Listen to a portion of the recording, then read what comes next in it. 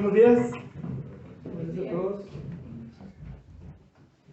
Es una bendición, un privilegio, como siempre lo digo, el poder compartir la palabra de Dios desde este púlpito. Siempre ha sido una bendición para mi vida y le doy gracias a Dios por la oportunidad de nuevamente permitirme estar compartiendo con ustedes en esta mañana. Gracias a Dios por eso. Vamos a abrir nuestras Biblias y vamos a continuar con nuestras exposiciones en el libro de Génesis. En esta mañana estaremos observando el capítulo 39, en la parte donde nos quedamos hace ya alrededor de unos 3 meses, que fue la última vez que pude compartir con ustedes. Génesis capítulo 39, en esta ocasión voy a dar lectura a todo el pasaje, todo el capítulo 39 para agarrar contexto, pero el mensaje estará enfocado en los versículos del 13 al 23. Génesis capítulo 39, ¿ya lo tienen todos? Vamos a dar lectura. Dice la palabra de Dios, Génesis 39. Llevado pues José a Egipto, Potifar, oficial de Faraón, capitán de la guardia, varón egipcio, lo compró de los ismaelitas que lo habían llevado allá. Mas Jehová estaba con José, y fue varón próspero, y estaba en la casa de su amo el egipcio. Y vio su amo que Jehová estaba con él, y que todo lo que él hacía, Jehová lo hacía prosperar en su mano. Así halló José gracia en sus ojos, y lo servía, y él le hizo mayordomo de su casa, y entregó su poder todo lo que tenía. Y aconteció que desde cuando le dio el cargo de su casa y de todo lo que tenía, Jehová bendijo la casa del egipcio a causa de José, y la bendición de Jehová estaba sobre todo lo que tenía, así en la casa como en el campo. Y dejó todo lo que tenía en mano de José, y con él no se preocupaba de cosa alguna, sino del pan que comía. Y era José de hermoso semblante y de bella presencia.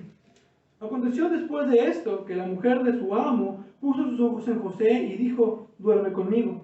Y él no quiso, y dijo la mujer de su amo, he aquí mi señor no se preocupa conmigo de lo que hay en casa, y ha puesto en mi mano todo lo que tiene. No hay otro mayor que yo en esta casa, y ninguna cosa me ha reservado sino a ti, por cuanto eres su mujer. ¿Cómo, pues, haría yo este grande mal y pecaría contra Dios? Hablando ella a José cada día, y no escuchándola a él para acostarse al lado de ella, para estar con ella, aconteció que entró él un día a casa para hacer su oficio, y no había nadie de los de la casa allí. Y ella lo asió por su ropa, diciendo, duerme conmigo. Entonces él dejó su ropa en las manos de ella, y huyó y salió.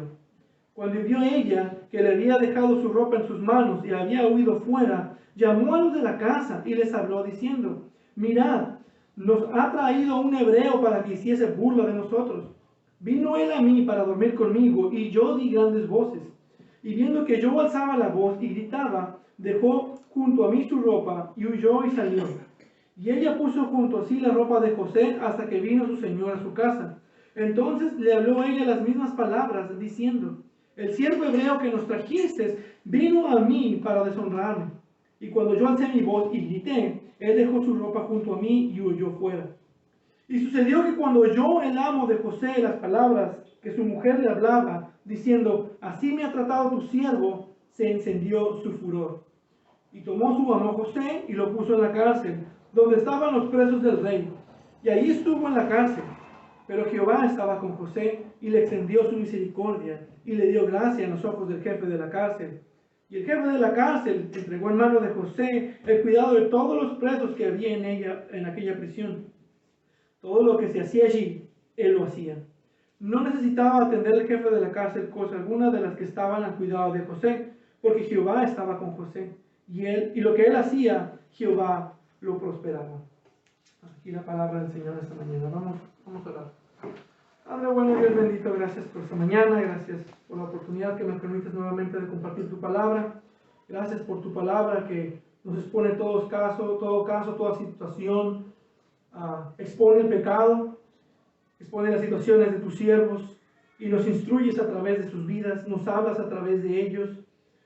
Tú eres el escritor, el autor de este libro tan precioso que es nuestra guía de fe. Yo te pido que en esta mañana tú hables a través de mí, me uses y seas con cada uno de nosotros al escuchar tu palabra. Espíritu Santo se mueva libremente entre cada corazón y seamos instruidos y alentados. Gracias porque siempre estás con nosotros y siempre nos bendices. En el nombre de Cristo Jesús. Amén. Bueno, los capítulos de Génesis, capítulos 38 y 39, recuentan la historia de dos de los hijos de Jacob y suceden en un periodo superpuesto, es decir, en tiempos paralelos. Y tanto Judá como José fueron expuestos a una tentación de pecado sexual. Judá estuvo expuesto a tentaciones sexuales con sus interacciones con su nuera Tamar. Y mientras esto sucedía, Judá estaba viviendo una vida de comodidades durante su tentación. Por otro lado, José fue injustamente vendido a esclavitud y él nos pone un ejemplo digno de imitar, de huir de la tentación, de huir del pecado. En nuestro último estudio, hace ya alrededor de 3 meses, llamado Huyendo de la esposa de Potifar, observamos los versículos del 1 al 12.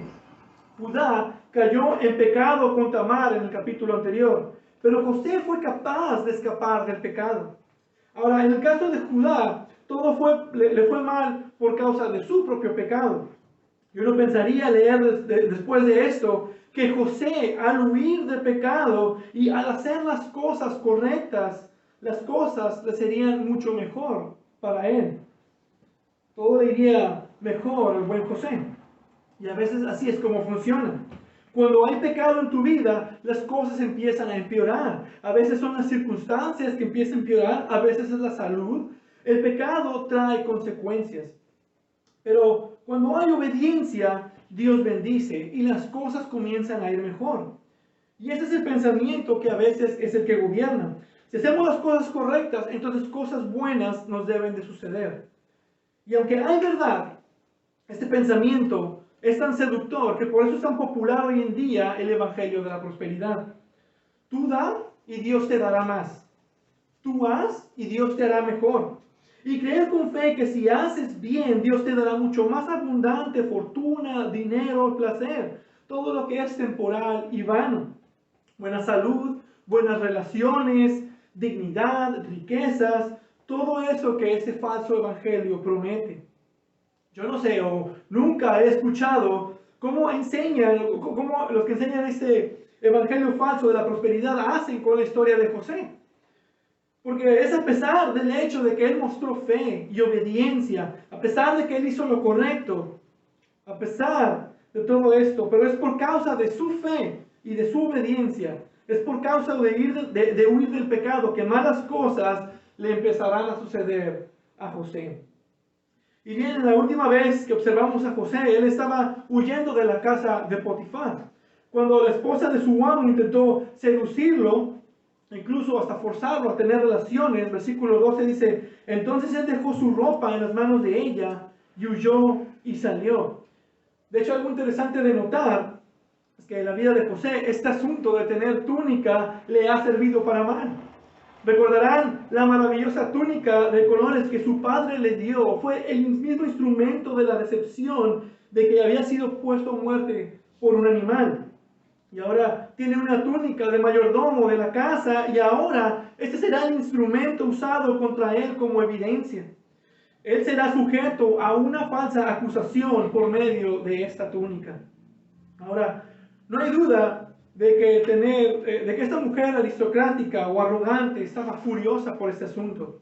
Tener sus avances pecaminosos rechazados por un mero esclavo.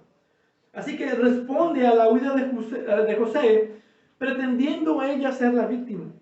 Y va a inculparlo y lo hace en 2 fases. Primero, de los versículos del 13 al 15, involucra una falsa acusación para con sus compañeros sirvientes. En otras palabras, lo acusa falsamente con los que se relacionaban con él para crear un ambiente para cuando regrese Potifar. Es decir, primero preparó el escenario. Después, en los versículos 16 al 18, ella entrega la acusación al amo de José. Es decir, entrega la falsa evidencia a la autoridad para que la acusación tenga más peso. Vamos a ver esto a detalle. Primero, expone a José a los ojos de los otros siervos. Versículo 13 dice, cuando vio ella que le había dejado su ropa en sus manos y había huido fuera, llamó a los de la casa y les habló diciendo, mirad, él, es decir, Potifar, nos ha traído un hebreo para que hiciese burla de nosotros. Vino él a mí para dormir conmigo y yo di grandes voces. Ahora, recordaremos que José era un extranjero quien había sido elevado entre los suyos y él había sido puesto a cargo de los otros esclavos que estaban en la casa. Muy probablemente él fue puesto como superior de alguien que a lo mejor ya tuviera 10 o 15 años viviendo en la casa de Potifar. Y sin duda, estaban celosos del rápido crecimiento laboral o la promoción que José tuvo del favor que él había ganado con Potifar.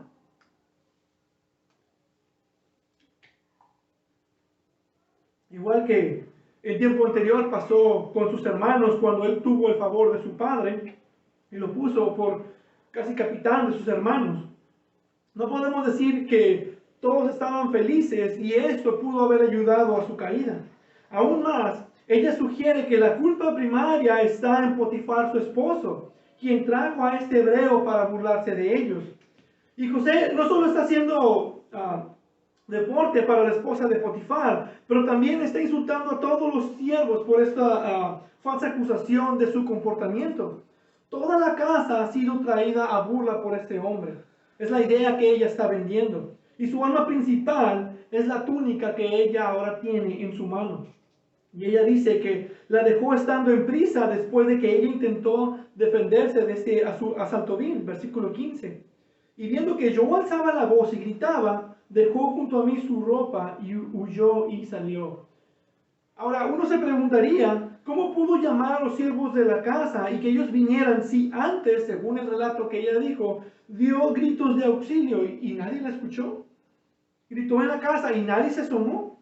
Y no fue solo un gritito, algo sencillo, dice que fue a gran voz. Ella dio a gran voz gritos de auxilio, según dice ella. Ahora, este efectivo trasfondo siendo construido con los siervos de la casa será de apoyo para los demás y entonces ella acomoda la evidencia para el retorno de su esposo, dice el versículo 16. Y ella puso junto a sí la ropa de José hasta que vino su señor a su casa. Observen cómo ella está preparando todo, ella está acomodando la evidencia, ponerla de tal forma que se vea como que él quiso hacer algo, tal vez junto a la cama para que se vea más creíble, o a lo mejor junto al sillón de la sala por la urgencia. El punto es que la evidencia ha sido colocada de una manera sospechosa, la túnica está puesta de tal forma que hay culpabilidad. Y en su momento regresa Potifar a su casa, después de un día duro de trabajo, cansado de estar dirigiendo y poniendo orden a la guardia de Faraón, y encuentra lo último que cualquier hombre quisiera encontrar al regresar a su casa después de un día duro de trabajo. Y se topa con sus siervos escandalizados, evitando a lo mejor mirar a los ojos, así como ay, jefe, no lo voy a mirar por la situación que acaba de suceder. Y él preguntándose qué está pasando aquí, se siente un ambiente muy pesado. ¿Qué está pasando? Y encuentra a su esposa traumatizada y le dice la misma historia que sus siervos, versículo 17. Entonces les habló ella las mismas palabras diciendo, el siervo hebreo que nos trajiste vino a mí para deshonrarme. Y cuando yo alcé mi voz y grité, él dejó su ropa junto a mí y huyó fuera. Está la túnica de José ahí como evidencia a un lado de ella para testificar lo que ella está diciendo es verdad. Y otra vez observamos que es Potifar quien es el culpable. Él fue el quien trajo al extranjero. Y observen el patrón de los pecadores. Observen el patrón del pecado. Ellos nunca son los culpables. Lo podemos ver de hecho desde Génesis con Adán y Eva. Alguien más debió tener la culpa. En primer lugar, fue culpa de Potifar por haber traído a José, por haber traído a un extranjero. Y en segundo lugar, fue culpa del hebreo, es decir, de José, por querer abusar de ella. Pero ella, a pesar de tanta insistencia de tener adulterio con él, ella no tiene nada de culpa. Ella no es responsable de esto. Según la esposa, fue Potifar quien puso a un hebreo extranjero y ay, miren lo que pasó, miren lo que hiciste por traernos a este siervo. Y parece ser que Potifar no estaba preparado para manejar esa habilidosa acusación de una mujer que parece una esposa difícil. Versículo 19. Y sucedió que cuando oyó el amo de José las palabras de su mujer, que su mujer le hablaba, diciendo, así me ha tratado tu siervo, se encendió su furor. Ahora es curioso notar que la Escritura no nos dice por qué razón estaba furioso, por qué razón se molestó. Solo nos dice que su furor se encendió. Pero ¿enojado con qué? ¿O enojado con quién? Muchos al mirar el texto de primera instancia podrían pensar que está enojado con José por este acto vil de querer violar, en otras palabras, a su esposa. Cualquier hombre que escuche que otro hombre intentó seducir a su esposa o atacarla sexualmente, su objeto de ira será ese hombre. Y es normal que así sea. Sin embargo, no es lo que el texto sugiere. Verán, al ver la situación en su contexto general, es difícil creer que esta es la primera vez que la esposa de Potifar tuviera intrigas sexuales por otro hombre.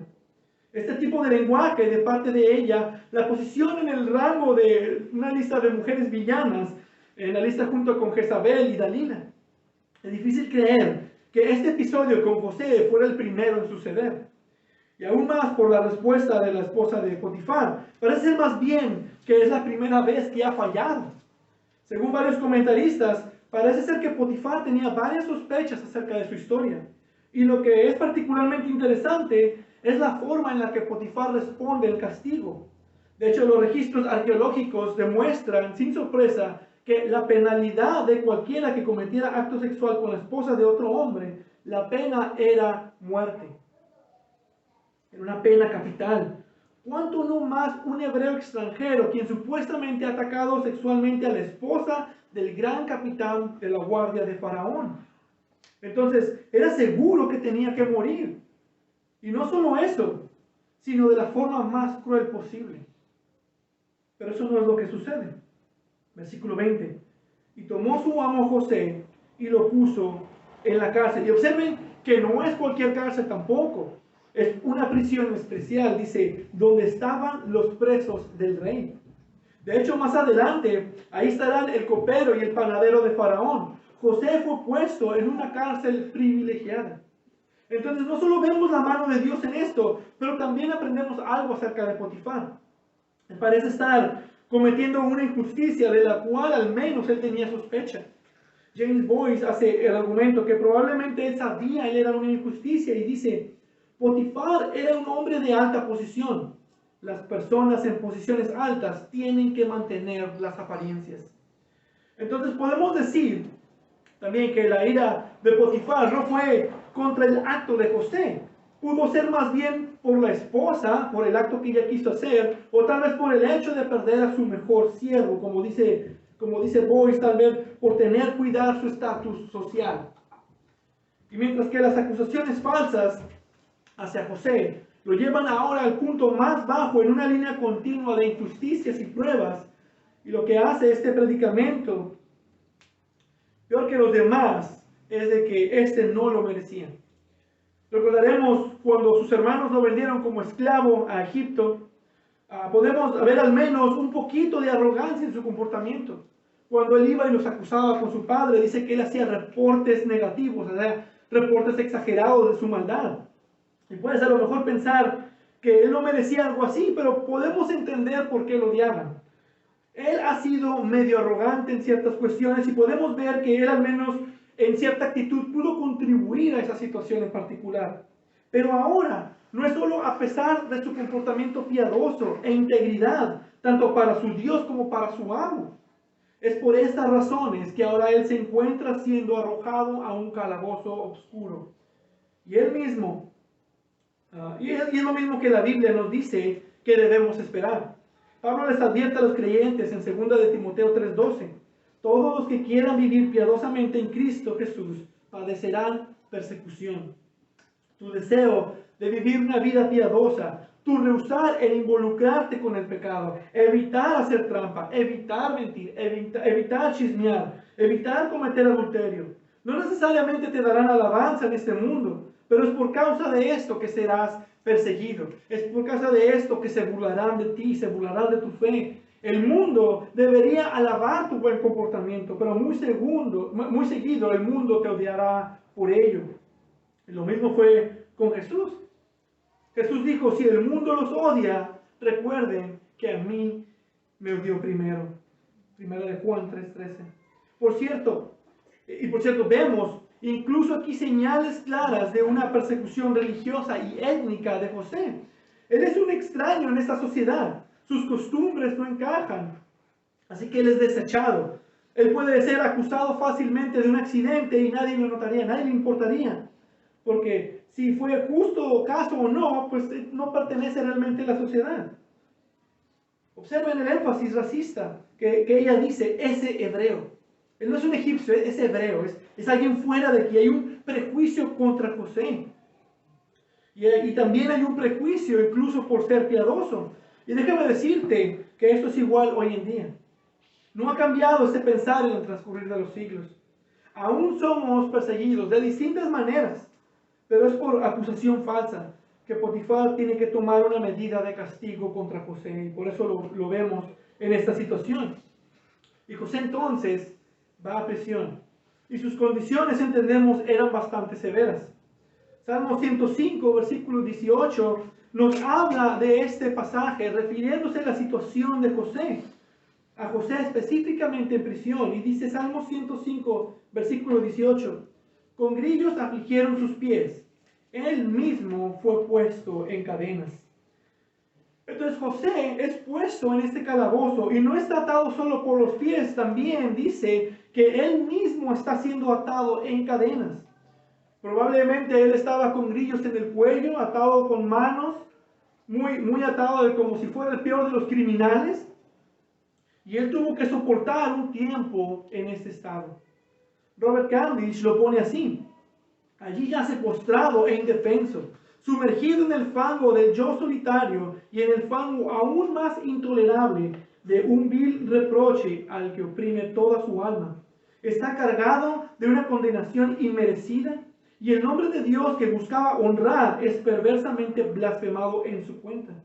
De hecho, es como podría parecer: abandono de todos, abandono por la tierra y el cielo por igual. Está solo en angustia y agonía.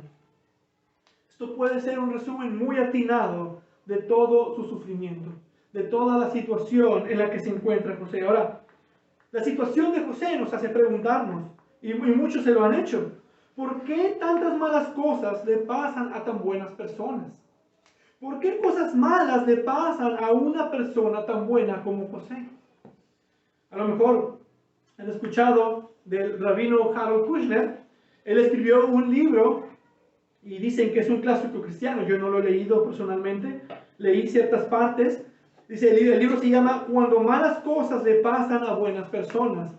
Y Kushner escribió ese libro cuando tuvo una experiencia que le partió el corazón, la pérdida de un hijo por causa de progeria. Y él tuvo luchas con Dios. ¿Por qué está pasando esto a mi hijo? Mi hijo no ha hecho nada mal. ¿Por qué le tenía que pasar esto? ¿Por qué algo tan malo le está pasando a él, a un niño tan inocente, tan indefenso? Y a través de este libro, él lucha con material del Antiguo Testamento. Y esta es la conclusión a la que llega Kushner. Y dice, no culpes a Dios. Cuando cosas malas le pasan a buenas personas, tendemos a estar enojados con Dios. No te enojes contra Dios. Él está intentando todo lo que puede hacer, pero es un mundo muy grande y las fuerzas del mal son muchas. Ponemos demasiada carga en Dios. Tenemos que quitarle carga a Dios. Él quisiera hacerlo mejor, pero es más de lo que Él puede manejar. Ahora, déjenme decir que la Biblia cándida y reforzadamente rechaza la cosmovisión de Harold Kushner. La Biblia enseña que Dios es soberano sobre todas las cosas, que Él es omnipotente y no hay nada que no pueda hacer si Él ya lo ha decidido hacer. Todo lo que Él se propone hacer, lo hace. Isaías 46:10 dice que declaro el fin desde el principio y desde la antigüedad lo que no ha sido hecho. Yo digo, mi propósito será establecido y todo lo que quiero realizaré. Jesús dijo que ni siquiera un pajarillo caerá a tierra sin permitirlo vuestro Padre, Mateo 10:29. Entonces no puedes escaparte de eso. Y es interesante, muchos cristianos evangélicos huyen del problema de que Dios permite cosas malas. Dirán, ¿eso es problema del mal? ¿Eso no es responsabilidad de Dios? ¿Él no toma todo el control de todas las cosas? Pero la enseñanza de Jesús es muy clara. Si un pajarillo no cae sin la voluntad del Padre, ¿cuánto más vuestras vidas? Cuando dice, vosotros valéis más que muchos pajarillos.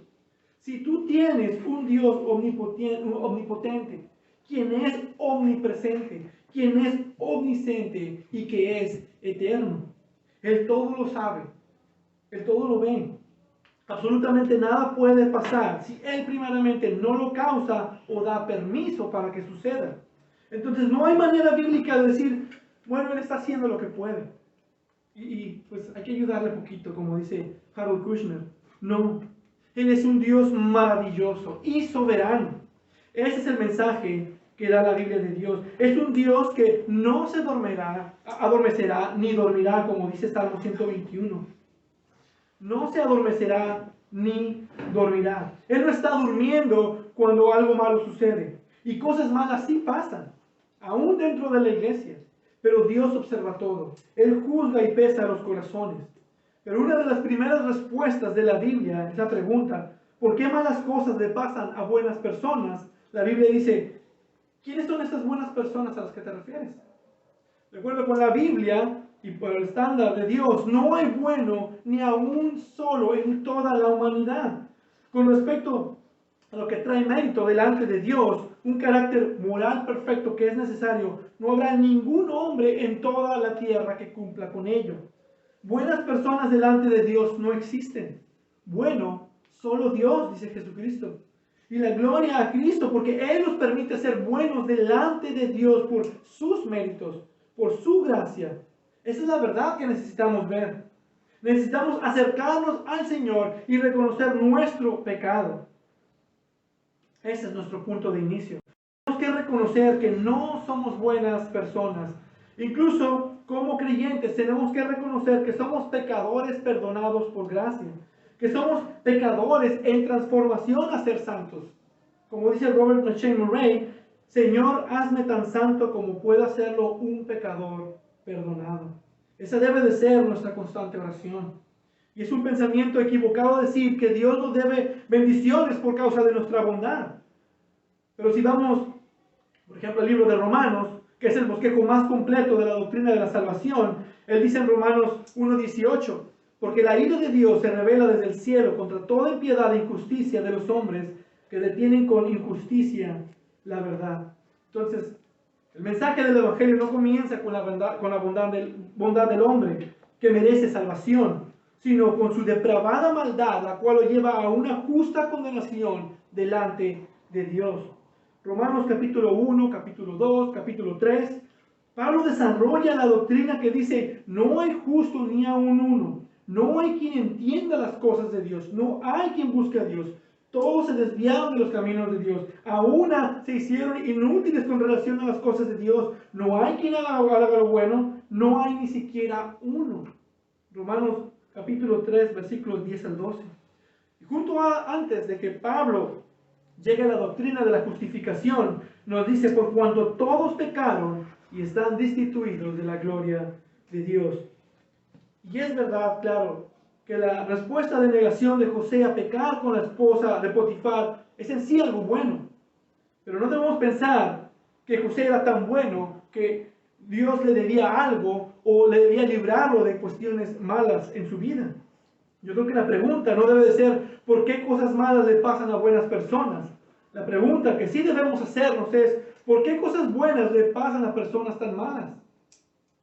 U otra mejor pregunta, ¿por qué no todos estamos en el infierno sufriendo la justa ira de Dios? Y la respuesta es que Dios, en su abundante gracia, Él ha enviado a su Hijo, el Señor Jesucristo, a morir en nuestro lugar. Para que Él fuera la única buena persona, el único en este planeta que podemos decir es realmente bueno. Y esto es por esa misma razón que el mundo lo rechazó a Él primero. Mas Dios lo aceptó como el Cordero de Dios, cuya sangre expiatoria sería suficiente pago para los pecados de todo su pueblo. Jesús es el buen hombre, quien merecía la aprobación de Dios y por quien tenemos redención de nuestros pecados. Y un acercamiento sobrio a la pregunta, ¿por qué cosas malas pasan?, nos debería llevar a maravillarnos a la gracia de Dios que Él envió a su perfecto Hijo para morir por nuestros pecados.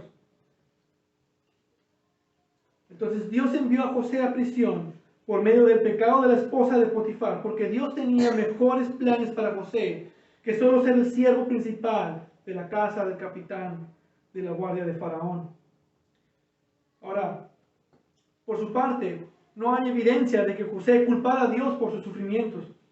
Aunque sus terribles circunstancias fueron el resultado de una falsa acusación, en otras palabras, una justicia humana, entonces nos preguntamos, ¿qué pensamientos pudieron sostener la fe de José en un pozo oscuro, atado en cadenas, en sufrimiento, con falsas acusaciones, en un estado que pocos pudiéramos durar? ¿Qué sostuvo la fe de José? Y la primera que podemos observar, como con todos los patriarcas que hemos visto, son las promesas de Dios. El mismo Salmo 105 que habla de José comienza diciendo, acordaos de las maravillas que él ha hecho, de sus prodigios y de los juicios de su boca, oh vosotros su descendencia de Abraham su siervo, hijos de Jacob, sus escogidos. Él es Jehová nuestro Dios, en toda la tierra están sus juicios. Se acordó para siempre de su pacto, de la palabra que mandó para 1000 generaciones. Dios no olvida lo que Él ha prometido. Él siempre cumple sus promesas. Abraham lo experimentó, Isaac lo experimentó, Jacob lo experimentó y ahora José lo está experimentando. Y son las promesas de Dios que sostenían la fe viva de José. Y lo mismo será para nosotros también. Un cristiano que como José sufrió y compartió esa fe fue el capitán Allen Gardiner. En 1850, Allen Gardiner tomó un grupo de amigos, eran 7 en total, y navegaron al sur más alejado, en el sur de América, e iban a compartir el Evangelio en una tierra llamada Tierra del Fuego, uno de los climas más difíciles de todo el planeta, y fueron enfrentados en ese tiempo con una helada. Pero el desastre llegó cuando su avión de provisiones no pudo llegar a ellos. Aquí estaban en estas frías temperaturas, ahora sin comida. Lentamente estos 7 hombres, entusiastas del Evangelio, comenzaron a morir de hambre. 10 meses después, un grupo de ayuda pudo llegar a donde ellos estaban y encontraron 7 cuerpos en la entrada de una cueva. Y en la roca de la cueva estaban estas palabras, Salmo 62. En Dios solamente está callada mi alma. A lo mejor podemos pensar que lo escribieron al principio de su prueba, cuando las cosas estaban más fáciles, cuando aún tenían esperanza. Pero aparte de esa escritura en la roca, encontraron el diario de Allen Gardiner y al leerlo, estas fueron sus últimas palabras antes de morir. Un creyente, así como José, y dice, no sé cómo agradecer a Dios por su maravillosa bondad amorosa. No sé cómo agradecer a Dios por su maravillosa bondad amorosa.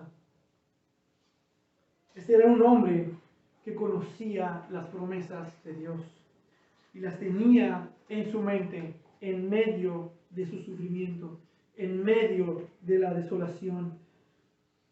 Y lo que pudiera ser para nosotros una calamidad, él estaba en servicio al Señor Jesús porque él tenía una promesa de vida eterna.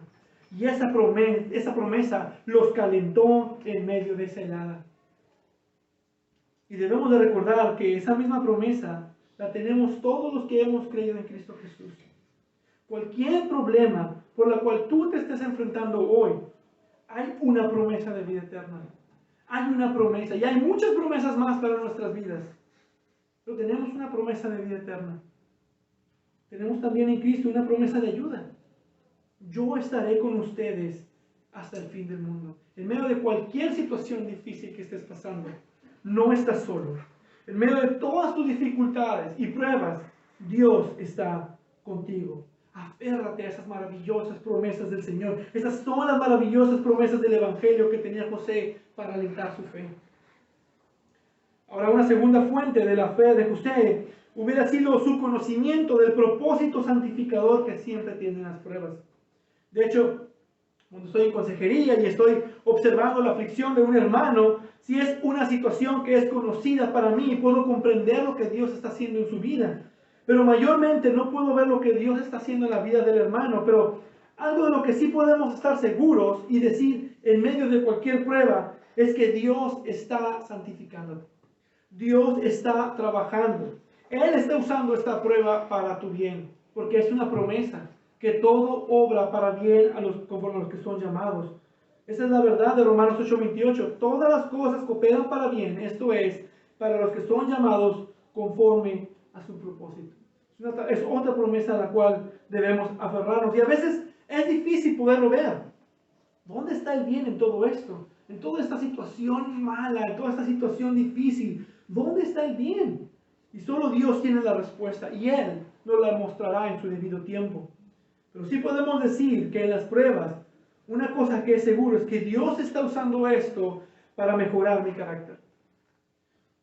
Dios está usando esto para mejorar mi persona, para hacerme más a la imagen de Jesucristo. Pónganse a pensar en todo el tiempo que José tuvo en estos momentos. Él debió haber estado analizando su vida. Debió haberse acordado de esos sueños allá en Génesis 37, cuando el sol y la luna y las estrellas se inclinaban ante José. Y debió recordar que Dios le reveló sus sueños y que él ha sido llamado por Dios para tener una alta posición. Y de hecho Dios también te ha llamado a una alta posición como siervos de nuestro Señor. Dios ha preparado futuros trabajos de servicio para ti. Él ha preparado de antemano las buenas obras en las que nosotros debemos andar. Y en el cielo estaremos sentados en tronos juntos con el Rey de Reyes. Tenemos un alto llamado. ¿Cómo entonces le damos sentido a estas pruebas?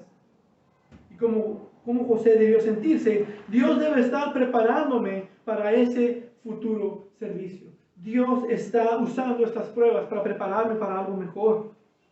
Él debe de estar trabajando en mi personalidad, en mi carácter, en mi fe, en mi santidad. Eso es lo que José debió pensar para fortalecer su fe. Dios tiene un propósito mejor. Esa es la perspectiva de Pablo en Romanos 5, versículos del 3 al 4. Y no solo esto, sino que también nos gloriamos en las tribulaciones, sabiendo que la tribulación produce paciencia, y la paciencia, carácter probado, y el carácter probado, esperanza. Podemos pensar en Elizabeth Prentice, una mujer cristiana que sufrió mucho, compositora del himno Más amor por ti, oh Cristo. Ella estaba escribiéndole a una amiga que ella tenía, que estaba pasando por una terrible prueba, y le escribió: querida amiga, no falles en recibir todo el bien que Dios tiene intencionado para ti por medio de esta tristeza. Dios tiene intencionado mucho bien en medio de nuestras tristezas y aflicciones. Dios nos purifica por medio de pruebas. Primera de Pedro 1:5 nos habla de esto también. Y Dios está continuamente trabajando de esta forma en nosotros. ¿Y cómo sabe que Él ya terminó? Porque cada vez más y más va viendo su propio reflejo en esa vasija que va siendo purificada. Cada vez más y más va viendo el reflejo de Jesucristo en nuestras vidas. José sabía que podía esperar en Dios, porque sabía que Él estaba obrando para algo mejor y que Él no lo iba a dejar. En tercer lugar, José debió haberse dado cuenta de que esta situación desesperante realmente le estaba dando una única y maravillosa oportunidad de testimonio del Evangelio. Esa es otra de las cosas de las que puedes estar seguro. ¿A dónde va Dios con toda esta situación? ¿Qué es lo que está obrando Dios en medio de toda esta dificultad y tribulación? En primer lugar, no olvides las promesas de Dios. No olvides lo que Dios ha prometido. En segundo lugar, debes anticipar que Dios está trabajando en tu vida para tu santificación. Entonces, es el mejor tiempo para sacar el mejor provecho de eso. Es también una oportunidad para mostrarles a las personas que tu fe es real. ¿Y qué diferencia hace el conocer a Dios? ¿Cuántos de nosotros no compartimos con nuestras familias, compañeros de trabajo? Y cuando todo va bien, ellos no ponen atención. Pero cuando andas mal, cuando estás pasando por una situación difícil, entonces tienes toda la atención de ellos. Tienes toda su atención y es Dios quien está trabajando en medio de esa situación. y Él es quien nos levanta y nos exalta. Así fue también para nuestro Señor Jesús. Jesús fue humillado hasta la muerte de cruz, y luego Él fue exaltado para ser el Salvador del mundo y con autoridad para dar vida eterna. Y más adelante, José explicará este mismo periodo de su vida a sus hermanos, diciéndoles: Dios me envió delante de vosotros para preservaros prosperidad sobre la tierra y para daros vida por medio de gran liberación. Y tal vez estás sufriendo una gran prueba, a lo mejor una prueba tan dura como la de José en prisión. Te asedia el pensamiento de ¿por qué estoy confiando en Dios? ¿Por qué le estoy sirviendo? ¿Me pasará algo como José? ¿Para qué hago las cosas buenas y solo me traerá malos resultados? ¿Estás siendo tentado con estos pensamientos o incluso hasta el punto de decir, Dios ya no me ama? Pudiera pasar. Déjame decirles que si José hubiera dado lugar a este tipo de pensamientos, hubiera sido vencido por la amargura y la desesperanza. Siempre les digo a los hermanos, en las pruebas, derramen su corazón delante de Dios. Pónganse a orar. Abran sus Biblias. No dejes de congregarte. Es cuando más necesitas estar cerca de Dios. Déjame decirte esto. Lo que pienses en medio de tus pruebas tendrá un fuerte impacto en tu vida. Y José no se dejó vencer por esos pensamientos, ni por la duda, ni por la desesperación. Su fe estaba viva. Y esto debe de motivarnos a hacer lo mismo en medio de difíciles situaciones. Y bien, los últimos versículos de Génesis 39 nos dicen que José estaba siendo bendecido por Dios. Aún en medio de esta fría prisión, de la misma forma en que Dios estaba con José en el tiempo que él estuvo en la casa de Potifar, ahí está José haciendo cosas de esclavo y Dios lo bendice. Versículo 3 nos dice: y vio su amo que Jehová estaba con él y que todo lo que él hacía, Jehová lo hacía prosperar en su mano. Y ahora en prisión vemos algo similar, versículo 21. Pero Jehová estaba con José y le extendió su misericordia y le dio gracia en los ojos del jefe de la cárcel. Así como Allen Gardiner, quien sintió la presencia de Dios en medio del frío y del hambre, se nos dice que en su sufrimiento José estaba consciente del amor perdurable de Dios. Y viendo a José en esta oscura prisión, a lo mejor pudiéramos pensar en el pobre Jonás. Recordaremos la historia del profeta Jonás y el gran pez. Desobedece a Dios, es arrojado al mar, y Dios hace que un gran pez, o sea, ballena, megalodón, lo que sea, un pez grande, un animal grande del mar, se lo trague. Y una de las oraciones más notorias de las Escrituras es Jonás capítulo 2, cuando este profeta se encuentra en el vientre de este gran pez. Imagínense estar encerrado en el fondo del océano, sin salida, todo oscuro. Una de las peores prisiones que nos podemos imaginar. Y no porque no era Gepetto en una balsa y tenía su luz y su lamparita.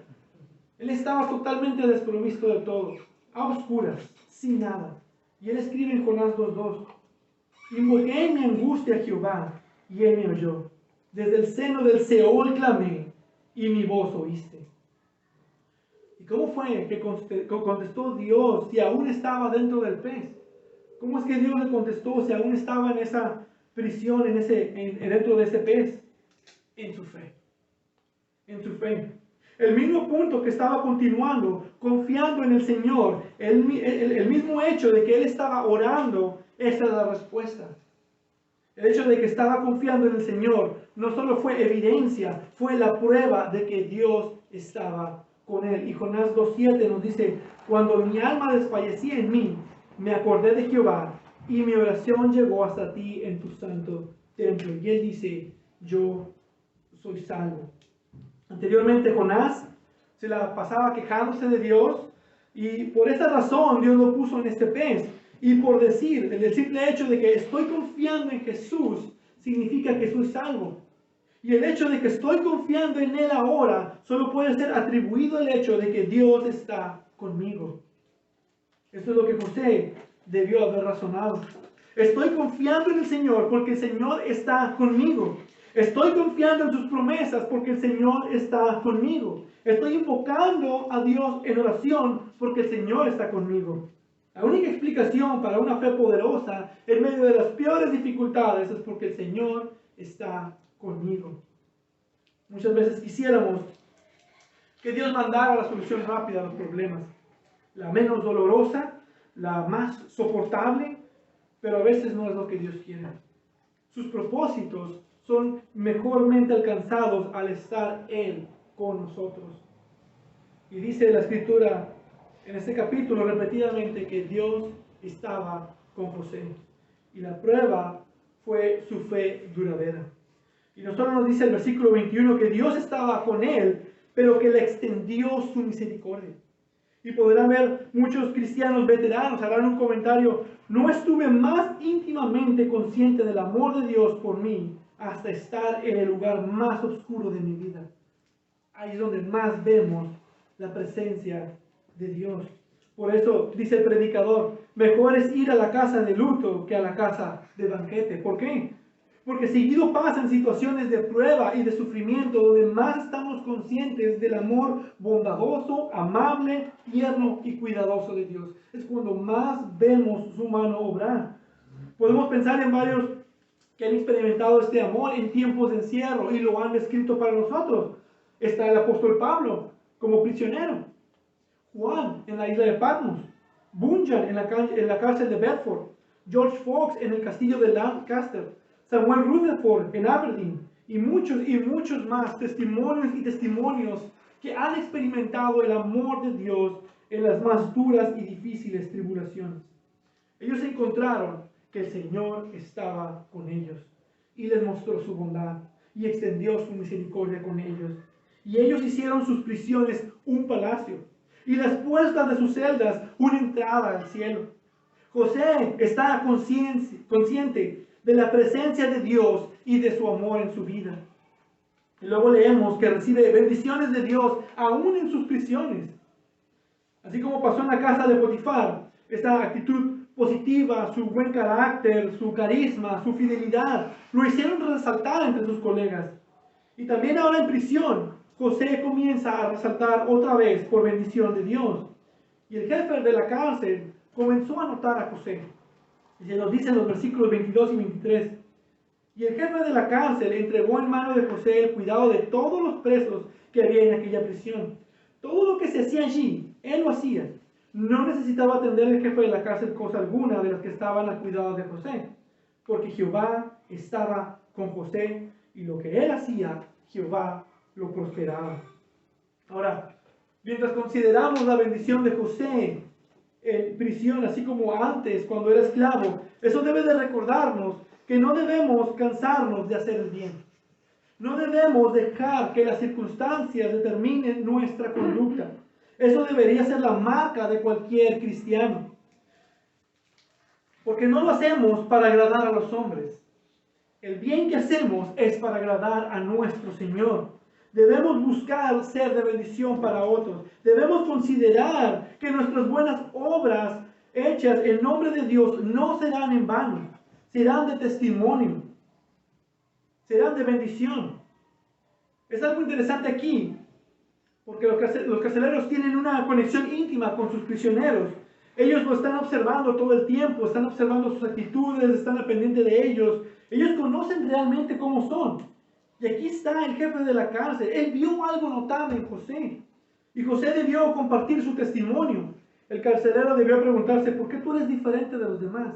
¿Por qué te comportas diferente? ¿Por qué tus bendiciones son tan pronunciadas? José le debió haber explicado: es porque Dios está conmigo. Yo tengo un Dios todopoderoso. Yo tengo un Dios que me ama y que está conmigo. Todo esto empezó mostrándose por su testimonio. Cuando por primera vez a lo mejor intentó comunicarse con algún compañero prisionero, o a lo mejor una actitud de agradecimiento cuando le traían su comida, a lo mejor su paciencia al estar en ese lugar. Muchos debían estar en desesperación en esta cárcel y José estaba tranquilo. O tal vez cuando hablaba respetuosamente a sus superiores. No nos dice la escritura, pero él tenía este comportamiento, este buen testimonio, y todo era porque Dios estaba con él. Y pronto sus cadenas fueron removidas y muy pronto él tendría el cuidado de todos los presos. Así como en la casa de Potifar fue alzado solo menor que Potifar, Aquí en la prisión fue alzado solo menor que el jefe de la cárcel, y más adelante, por la misma gracia de Dios y sus propósitos redentores, José sería alzado solo menor que Faraón. Y así como con Potifar, ser una cosa pequeña como para el Señor lo elevó. Así también en la cárcel, haciendo cosas pequeñas como para el Señor, lo elevó. Y José, nuevamente, así como con Potifar, ahora tiene a cargo toda la cárcel. Toda la administración de la cárcel está en manos de José. De todos los presos que había en aquella prisión, todo lo que se hacía allí, él lo hacía.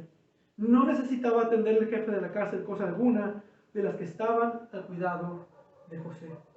La confianza, le generó una confianza para entregarle todas sus responsabilidades. Y él iba haciendo cada vez mejor su papel, porque Jehová estaba con él. Y lo que él hacía, Jehová lo hacía prosperar. Y bien, al concluir el estudio de Génesis 39, debemos considerar la gran narrativa de la Escritura. Y al hacer eso, somos recordados que José es una vista previa de la historia más notable, la de nuestro Señor Jesucristo. José es un tipo de Cristo. Su vida es un bosquejo a la de nuestro Señor Jesucristo. Verán, José fue traído de una posición alta a esclavitud, pero no se compara con Jesús. Jesús se bajó hasta lo más sumo de la misma gloria de Dios para que sufriera en el fango de nuestro mundo. Y también José fue acusado falsamente en este caso. De hecho, esa fue la razón de todo su sufrimiento. Así también Jesús, quien no cometió pecado, fue acusado falsamente tanto por los líderes políticos y religiosos de su tiempo. Y esa fue la razón de su cruz.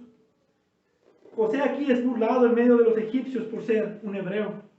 Pero Jesús fue a los hebreos y fue burlado por ellos. Él vino a los suyos y los suyos no lo recibieron. Fue condenado por las manos de hombres perversos. Fue consignado por las mismas personas a quienes él vino a salvar. Una muerte vergonzosa en una cruz.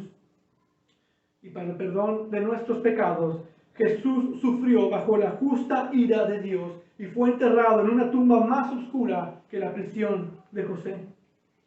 Fue Jesús quien en Salmo 22 clamó: Dios mío, ¿por qué me has desamparado? Y eso no mostró su falta de fe, al contrario, con esas palabras nos mostró su fe. Y justo antes de morir, en sus últimas palabras dijo: Padre, en tus manos encomiendo mi espíritu. Y así como José anticipaba en su prisión, Dios estaba con Jesús aún en la tumba. Y 3 días después resucitó y ascendió al cielo. Y Dios le ha dado autoridad para la vida eterna a todo el que en él cree. En Jesús está el cumplimiento de todas las promesas, y eso está prefigurado en José. Hebreos 12:3 nos dice: considerad pues a aquel que soportó la hostilidad de los pecadores contra sí mismo, para que no os canséis ni os desaniméis en vuestro corazón. Sí, considera a José en su estado después de una falsa acusación, pero considera más a Jesús en tus pruebas. No te desanimes ni te canses del camino. Recuerda que como Dios estuvo con José en sus tribulaciones y en sus falsas acusaciones, así también en tus tribulaciones Dios está contigo y Él no te dejará.